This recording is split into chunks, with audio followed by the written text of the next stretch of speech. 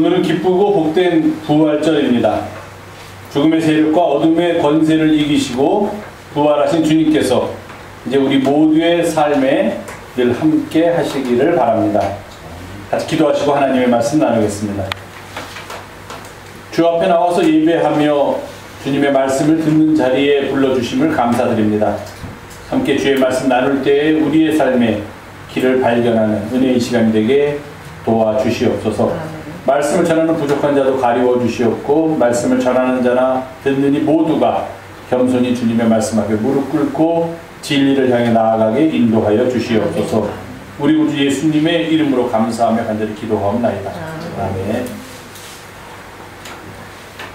오늘 아동부한테 좀 미안한데 따로 아동 설교를 준비하지 않고 제가 그냥 오늘 같이 예배드린다 하는 의미로 같이 하겠습니다. 오늘 부활하신 예수님께서 제자들에게 오셔서 라는 제목입니다. 예수께서 오사. 그 다음에 무슨 일이 일어나는가 하는 것을 우리가 함께 살피자 하는 겁니다. 오늘 우리가 함께 봉독했던 요한복음 20장 19절에서 23절까지의 말씀은 예수님의 부활이 과연 무엇인가? 그 부활하신 주님을 만난 제자들에게 무슨 일이 일어났는가? 그리고 그 일이 어떻게 일어났는가를 분명하게 보여주는 부활의 구절이다. 이렇게 말씀드릴 수가 있습니다. 보통 부활절이 되면 요한복음 20장 19절에서 23절의 본문을 많이 채택해서 말씀을 전하는 것을 우리가 볼 수 있습니다. 그만큼 우리에게 부활이 무엇인가, 부활의 의미를 분명히 보여주는 구절이기 때문입니다. 이 사건은 주님께서 부활하신 날 저녁에 일어난 사건입니다. 그럼 예수님께서 언제 부활하셨냐면은 오늘 부활주일 이른 새벽에 부활하셨습니다. 이른 새벽에 성경에는 여러 가지 이야기가 나오지만 막달라 마리아, 요한복음에 따르면 막달라 마리아라는 여인이 예수님의 무덤이 잘 있나 궁금해서 새벽 일찍이 다른 사람들은 다 잠자고 있는 시간에 예수님의 무덤을 향해 달려갔습니다. 가면서 걱정이 있었습니다. 그 앞에 큰 돌이 있는데, 아시겠지만 이스라엘 사람들의 무덤은 우리처럼 땅을 파고 땅 속에 묻는 것이 아니라 산에 있는 커다란 동굴이 있으면 그 동굴 안에 시신을 안장해 놓고 다른 짐승들이나 또는 다른 사람들이 그 시신을 해하지 못하도록 앞에다가 큰 돌을 여러 사람의 힘을 빌어서 막아 놓습니다. 그러면 다른 사람이 들어가거나 동물이 들어갈 수 없게 되어 있기 때문에 막달라 마리아가 예수님의 무덤을 향하여 가면서 이 무덤 앞에 놓여져 있는 돌을 어떻게 옮길까 걱정하면서 갔습니다. 오늘 새벽입니다. 갔더니 돌이 옮겨져 있고 그 속에 두었더니 예수님이 안 계셨다 했습니다. 분명히 시신으로 누워 있어야 되는데 그 자리가 텅 비어 있었다는 겁니다. 지금 말로 하면 예수님을 모셨던 밑에 있는 돌, 침대만 있고 그 위에 누워 계셔야 되는 예수님의 시신이 어디론가 없어졌습니다. 그래서 깜짝 놀라서 다른 제자들과 함께 가보았는데 다른 제자들도 예수님의 시신이 없어졌고 예수님이 돌아가실 때 입었던 그 옷만 옆에 잘 놓여져 있는 것을 발견했습니다. 오늘 아침에 일어났던 일입니다. 그리고 나서 이제 막달라 마리아는 그 동산에서 예수님을 만나는 그런 이야기가 요한복음 20장 앞에 기록되어 있습니다. 제자들이 겁에 질렸습니다. 현장을 가서 목격한 사람이 누구였냐면 시몬 베드로, 예수님께서 사랑하시던 제자 요한이라고 생각됩니다. 요한복음 기록한 이 제자들이 돌아와서 다른 제자들과 함께 있는 데서 이 사실을 이야기했습니다. 선생님의 시신이 없어졌다. 선생님의 시체가 없어졌다. 이게 웬일인가? 그들은 예수님께서 부활하시리라고 언뜻 말씀하셨지만 그 말의 의미를 몰랐고, 예수님께서 죽은 라사로를 살리시는 건 맞지만 돌아가신 예수님이 그것도 그냥 얌전히 돌아가신 게 아니라 머리에는 가시관을 쓰고 창에서는 허리는 창으로 찔려서 온 피가 다 흘리신 그 예수님께서 다시 살아난다는 것은 상상할 수도 없는 일이었기 때문에 제자들은 겁에 질렸습니다. 나름대로 대책을 강구했습니다. 선생님의 시신이 어디로 갔을까? 그 앞에 있는 큰 돌은 누가 옮겼을까? 이건 아마도 그들은 이렇게 생각했을지도 모릅니다. 예수님이 부활하셨구나 이렇게 생각한 것이 아니라 아마도 예수님을 너무도 미워하는 사람들이 있었으니까 당시에 종교적인 정치적인 지도자들은 예수님을 싫어했습니다. 너무 미워했어요. 그러니까 이 사람들이 죽은 예수님의 시신조차 어디로 몰래 빼돌려서 아마 다른 사람들이 그 무덤에 찾아가지 못하도록 그렇게 아주 나쁜 짓을 했구나 이렇게 생각을 했습니다. 그렇지 않고서야 그 큰 돌이 옮겨질 수도 없었고 그 안에 있는 죽은 사람의 시체에 무서워서 가까이, 우리는 같으면, 보통 사람 같으면 사람이 죽어있는 시체에 무서워서 가까이 가려고 하지 않죠. 그런데 그 시신을 감히 옮기다니, 이것이야말로 뭔가 나쁜 짓을 저지르는 사람들의 음모구나 이렇게 생각했던 것입니다. 그러면서 걱정이 확 몰려들었습니다. 그렇다면 이 사람들이 예수님에게만 이런 일을 하는 것이 아니라 심지어 돌아가신 분에게까지 이런 일을 하는 사람들이니 살아있는 우리들을 찾아와서는 예수님에게 했던 똑같은 일을 할 것이다 그렇게 생각했습니다.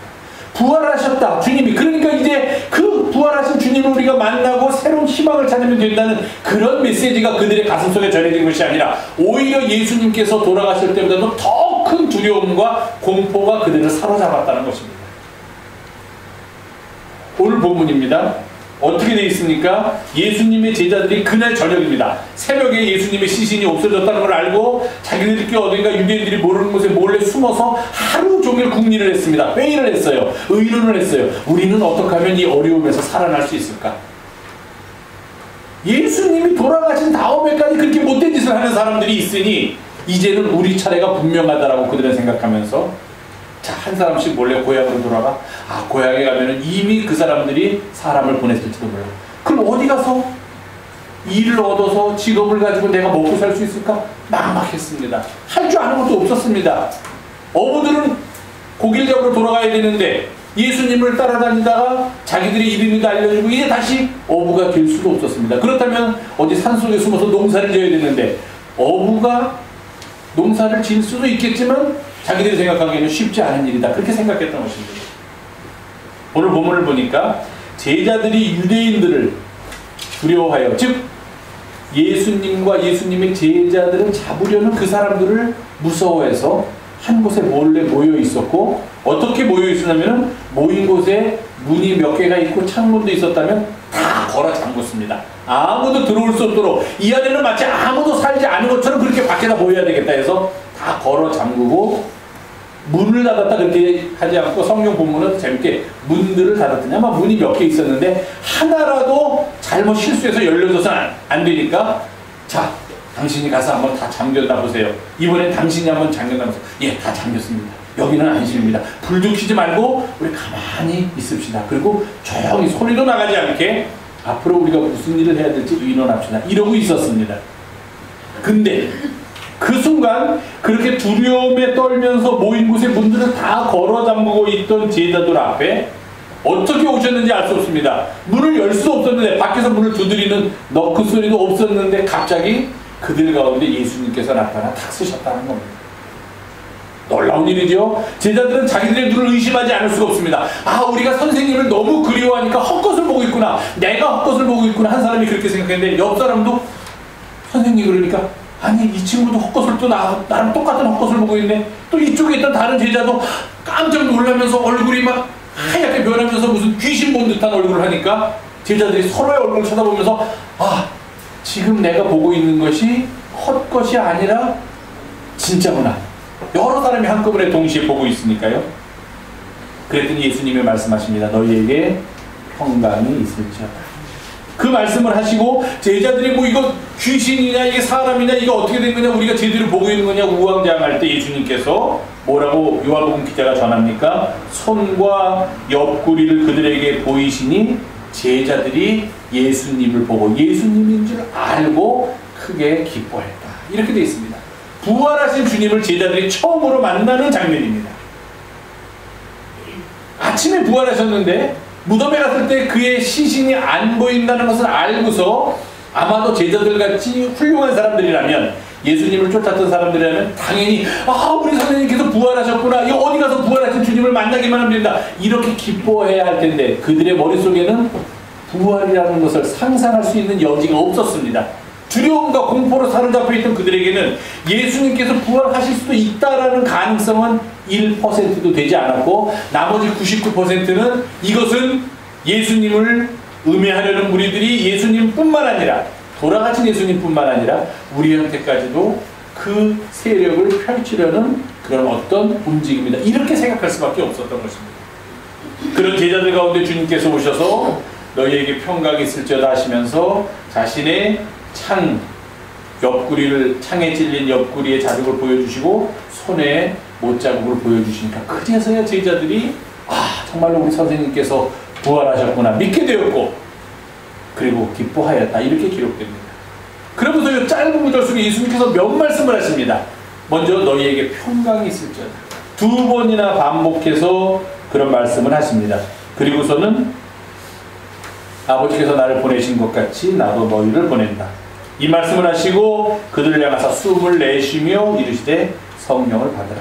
그리고 죄를 용서하라. 이런 말씀을 하십니다.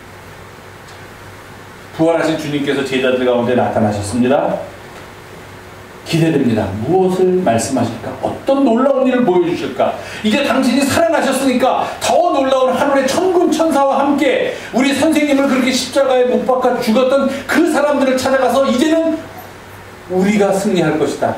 좀 전까지는 우리 선생님을 죽이면서 너희들이 승리한 줄 알았지만 이제는 우리의 승리다 해서 그 예수님을 죽였던 이 일에 가담했던 사람들을 모조리 옥에 가두는 그런 일을 하리라고 제자들은 기대했을지도 모릅니다.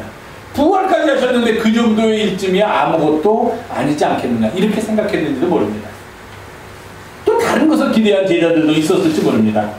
사랑하는 교회 여러분 부활하신 주님께서 여러분들 가운데 나타나시면 부활하신 예수께서 여러분들 가운데 오시면 과연 그분께서 여러분들을 위해서 무엇을 해주시기를 원하십니까?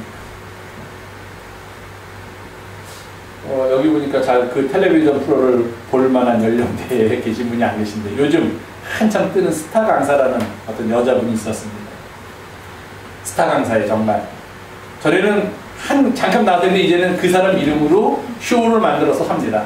젊은 사람들 저도 한번 봤습니다. 젊은 사람들 쫙 앉혀놓고 한 중년쯤 된 아주머니 같은 분이 나오셔가지고 카리스마 있게 막 얘기하면서 막 그냥 하는데 젊은 사람들이 넋을 그거 보고 막 그냥 우리들 아멘 하듯이 그 사람들은 뭐 그냥 감격해 하더라고요. 죄송합니다. 제가 듣기에는 뭐 감격할 정도는 아닌데 말을 얼마나 잘하는지 난 저 사람의 목사 안에 날 정도로 말을 유창하게 하면서 합니다.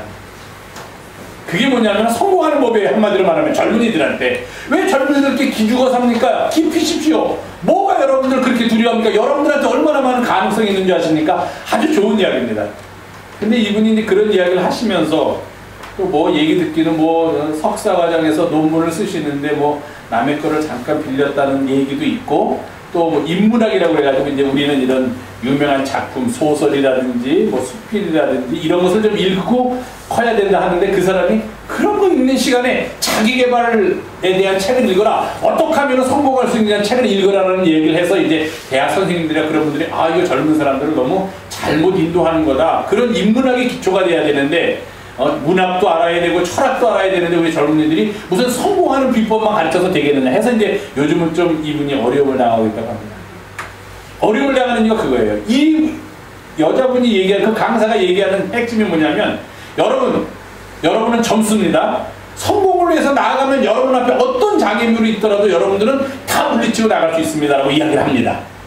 틀린 말 하나도 없습니다.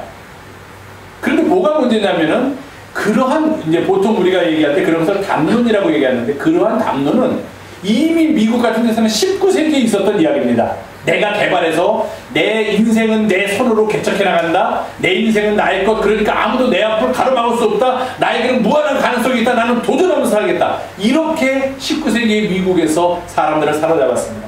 그러면서 20세기 넘으면서 우리나라에 들어온 게 이제 강남에 있는 큰 교회를 하시는 그 목사님이 가지고 노만 빈센트 필이라는 사람이 적극적 사고방식이라는 걸 가져왔습니다. 뭐든지 하면 될 수 있답니다.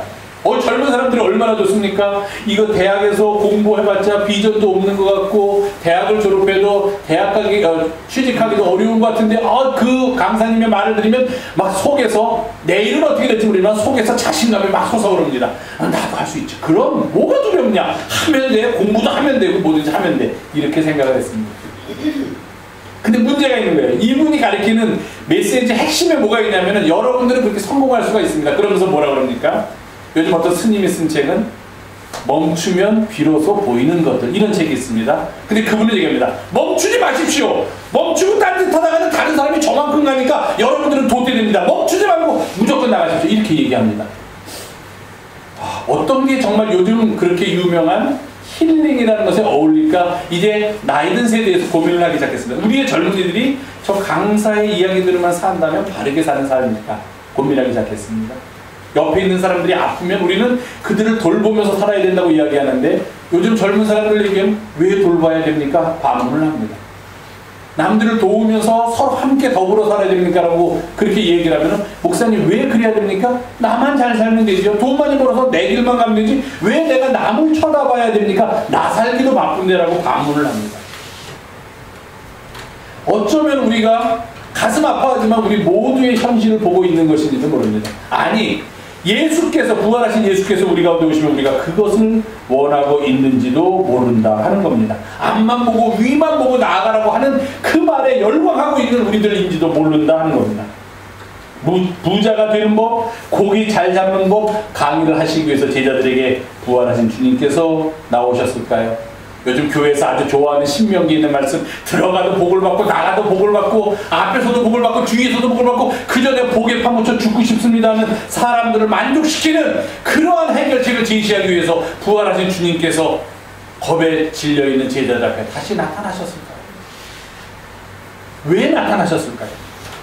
나타나셔서는 무엇을 하셨을까요? 우리가 그것을 알아야지만 부활의 주님을 만날 수 있다는 겁니다. 부활하신 주님께서 두려움에 떨며 문들을 모두 닫아놓고 있는 제자들에게 나타나셔서 몇 마디 말씀하셨습니다. 너희에게 평강이 있을지어다. 2번 하셨습니다. 내가 너희들을 보낸다. 파송에 말씀하셨습니다. 숨을 내쉬며 성령을 받으라 그러셨습니다. 그리고 서로 용서하면서 살아라 이 말씀하셨어요. 앞만 보고 나가라, 좌우 돌보지도 마라 이런 말씀을 하지 않으셨다는 겁니다. 말씀 하나하나가, 제가 오늘 만약에 부활주일이라서 이 말씀 가지고 얘기하면 오늘 저녁 밤새도 이거 다 할 얘기가 너무나도 많이 있는 그런 말씀입니다. 지금 얼마나 평화를 갈망하고 있습니까? 전시 상황이라고 이북 애들이라고 할 뻔했네요. 이북 사람들은 그러고 있는데 전시 상황이라고 지금 자기들은. 큰일이죠. 전시 상황이 되지 말아야 되죠. 전시 상황 오케이 가서 때려 부시고 이기면 된다. 이렇게 하면 안 된다는 거예요. 전시 상황이 되면 안 된다는 겁니다. 그 상황 자체가. 그래도 나는 이길 수 있으니 겁 내지 말아라. 그게 이기는 비결이 아니다 하는 거예요.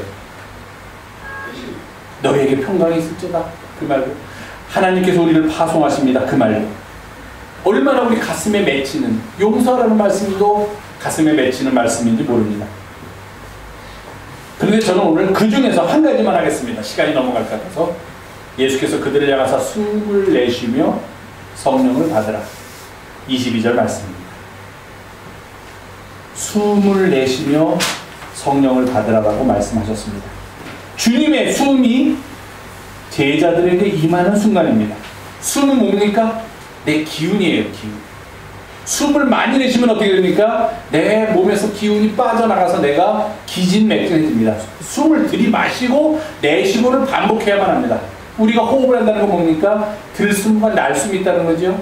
날수만 있는 사람은 숨이 차서 더 이상 아무것도 할 수가 없습니다. 그 속에 기운이 있기 때문입니다. 여기서 말씀하시는 주님의 숨은 무엇입니까? 생기입니다. 생명의 기운입니다. 바로 우리를 향한 희망입니다. 창세기에 보면은 모든 인간들이 하나님의 형상대로 지음받았다. 그렇게 말씀하셨습니다. 하나님의 형상대로 지음받아서 겉모습은 하나님의 형상처럼 되어 있을지라도 만약에 그 안에 하나님의 생기가 들어있지 않다면, 하나님의 숨이 들어있지 않다면 그것은 겉만 하나님의 형상이지 진정으로 하나님의 형상을 입은 인간이 아니다 하는 것입니다. 하나님의 생기가 그 안에 들어올 때 비로소 생명이 되었다. 창세기 기자는 이렇게 말하고 있습니다. 에스겔서를 보면 아시죠? 마른 뼈가 있는 골짜기 에스겔이 갔습니다. 다 죽어있는 뼈들입니다. 살아날 기미가 전혀 없습니다. 살게 할 수도 없는 것 같은 그곳에서 하나님의 말씀에 따라 에스겔이 그 뼈들을 향하여 생기를 불어넣으니 그 뼈들이 살아서 큰 군대가 되었다. 이렇게 에스겔 선지자는 우리들에게 말하고 있습니다. 생기가 우리 안에 들어갈 때, 새 숨이 우리 안에 불어넣어질 때 그 숨을 받은 사람들은 새로운 삶의 시작을 경험하게 된다는 것입니다. 바로 주님의 부활은 이러한 새로운 숨을 우리들에게 부어주시는 그런 아주 놀라운 역사적인 순간이라는 것입니다. 여러분 CPR이라는 거 혹시 들어보셨어요? CPR? CPR이 뭐죠? 심폐응급소생술이라는 거죠. 병원에서는 누워있던 사람이 갑자기 숨을 안 쉰다든지 여기다가 뭘 막 달고 있는 사람이 심장이 멈춰가지고 옆에 있는 모니터에서 텔레비전 좀 많이 보세요. 삐 이게 막 이렇게 올랐다 내려갔다 해야 되는데 올랐다 내려갔다 하지 않으면서 삐 하고 나면은 간호사들이 막 뛰어옵니다. 죽는다고. 그러면은 당장에 병원 전체에다가 코드를 내는데 그걸 블루 코드라고 해요. 지금 그게 심폐소생술이 필요한 환자가 있다는 겁니다. 그럼 제일 먼저 주치의나 외과에서 들어와서 제일 먼저 하는 게 뭡니까? 뭘 갖고 오죠. 이렇게 갖고 와서 간호사들한테 거기다 뭐 대라고 뭐 100줄 그래서 이거 다 떨어지세요. 그래서 탁 되면 확 일어났다 합니다. 심폐소생술 CPR이에요. 근데 이제 병원에서 그렇게 하는데 만약에 길에서 그런 환자가 없으면 어떻게 합니까? 급하면은 아무나 가서 도와줘야 되지. 어떤 사람이 숨을 못 쉬고 죽어있다 그러면은 가서 가슴을 옷을 다 풀어헤친 다음에 손으로 누릅니다. CPR 배운 사람 아시겠지만 손으로 눌러서 심장에 어떤 압박을 줘서 심장에 강한 충격을 줘서 심장을 다시 뛰게 만드는 거예요. 근데 그때 필요한 게 있습니다. 심장만 압박을 하는 것이 아니라 심장을 하고 그 다음에 반드시 코를 잡고 그 코로 숨이 새니까 입을 벌린 다음에 그 속으로 숨을 불어 넣어줘야지만 이 사람이 숨이 돌아옵니다. 물론 병원에서 같이 강하게 하면 모르지만 그렇지 않고 우리가 손으로 할 경우에는 반드시 입에다가 숨을 불어넣는 작용이 있어야지만 즉 밖으로부터 새 숨이 들어가야지만 이 사람의 멈췄던 숨이 다시 살아날 수 있다는 거예요. 주님께서 하신 일이 그거예요. 우리들은 다 숨을 쉬고 있는데 나는 아무런 심장이 멈추지도 않고 숨도 멀쩡히 쉬고 있는데 무슨 주님께서 나에게 새 숨을 불어넣으셨을까? 아닙니다. 겉으로 보기에는 다 숨 쉬고 살아있는 것 같지만 어쩌면 우리의 영혼에 숨이 멈춰져 있는지도 모른다는 겁니다. 숨을 못 쉬고 있는 상태로 있는지도 모른다는 거예요. 그때 부활하신 주님께서 우리들에게 새 숨을 불어 넣어주셨다는 것입니다. 숨을 쉬지 못한 사람이 어떻게 되죠? 우리 대희가 말했는데 숨을 쉬지 못하면 어떻게 됩니까? 죽어요. 모르셨어요? 숨 쉬지 못한 사람은 죽어요. 그래서 이렇게 우리 코마라고 누워있는 환자들도 어떤 환자들은 스스로 숨을 쉬지만 의식이 없는 환자들도 있습니다. 이런 환자는 그래도 희망이 있어요. 근데 스스로 숨을 쉬지 못해서 강제로 튜브 같은 걸 집어넣어서 숨을 쉬게 하는 그런 환자들이 있습니다. 그런 환자는 희망이 없대요. 곧 그 기계만 뛰기만 하면 숨을 못 쉬니까 자기가 숨을 쉬지 못하니까. 숨을 쉰다는 것은 그만큼 중요합니다. 그렇기 때문에 숨이 멈춘 사람들, 숨을 쉬지 못하는 사람에게 가장 좋은 치료법은 숨을 불어 넣는 것입니다. 그 숨은 아까도 말씀드렸지만 생명의 기운이기 때문입니다. 숨은 영이기 때문입니다. 숨은 희망이기 때문입니다. 숨을 쉬지 못하는 자는 죽음의 공포 앞에서 절망하지만 다시 숨을 쉬게 되면 생명의 자리로 돌아오게 됩니다. 그렇기 때문에 우리는 알지 모르게 숨을 쉬고 있는 겁니다. 여러분 지금 숨 쉬는 거 느껴지세요? 느껴지세요? 의식적으로 숨 쉽니까? 나 이거 숨 안 쉬면 죽으니까 숨 쉬어야지 이렇게 쉬시는 분 있어요? 그럼 당장 병원에 가셔야 돼요. 숨 쉬는 거 알면 안 돼요. 내가 지금 숨이 답답하다 숨을 들이마셔야지 들이마시기만 하면 안 되지 내쉬어야지 이거 알고 숨 쉬면은 큰일 나는 겁니다. 그러면 이제 문제가 아주 심각하다는 거예요. 우리가 이렇게 숨을 쉬도록 되어 있습니다. 우리의 몸이. 자, 우리가 들이마셔야 할 숨은 바로 주님께서 우리를 향하여 내쉬신 그 숨이라는 것입니다. 그게 뭐냐? 바로 성령을 받으라 그렇게 말씀하셨습니다. 마른 뼈와 같은 우리에게 필요한 것은 생기를 불어넣어주는 주님의 숨결이라는 것입니다. 그 숨을 들이마실 때 건만 하나님의 형상이었던 우리가 속까지 영혼까지 하나님의 기운을 받게 됩니다. 그 숨이 생명의 숨이기 때문이고 평화를 위한 숨이기 때문이고 부활의 숨이기 때문입니다. 세상에서 힘들고 지친 우리의 영혼이 받아들여야 하는 가장 신선하고 가장 강력한 숨은 주님께서 우리를 위해서 내쉬는 그 숨 바로 성령이라는 것입니다. 그 숨을 쉬지 않으면 우리의 존재는 아무런 의미가 없습니다. 그 숨이 우리를 살려주기 때문입니다.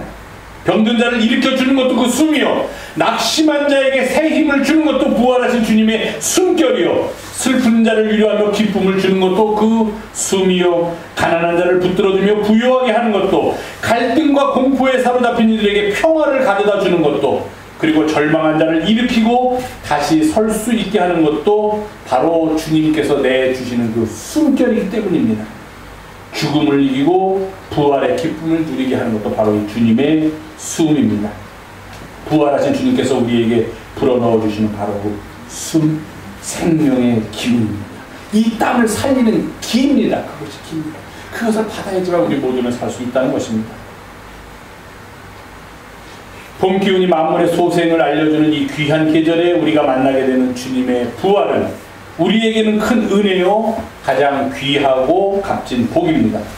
이 복된 날, 부활하신 주님께서 우리에게 부어주시는 그 생명의 기운을 받아서 다시금 새 힘을 얻고 희망을 갖고 앞을 향하여 나아가는 우리 모두가 되기를 바랍니다. 그 힘으로 이 세상을 이기고 이 세상을 정의롭고 이 세상을 평화롭게 사는 땅으로 만들기 위하여 세상을 향하여 부활의 기쁜 소식을 외치며 나아가는 우리 영성의 가족들이 되기를 주님의 이름으로 부탁을 드립니다. 아멘. 같이 기도하시겠습니다. 주의 숨결을 받아서, 성령을 받아서 세상을 향하여 나아가는 우리 모두가 되게 인도하여 주시옵소서. 주께서 동행하여 주시옵소서. 우리 구주 예수님의 이름으로 기도하옵나이다. 아멘.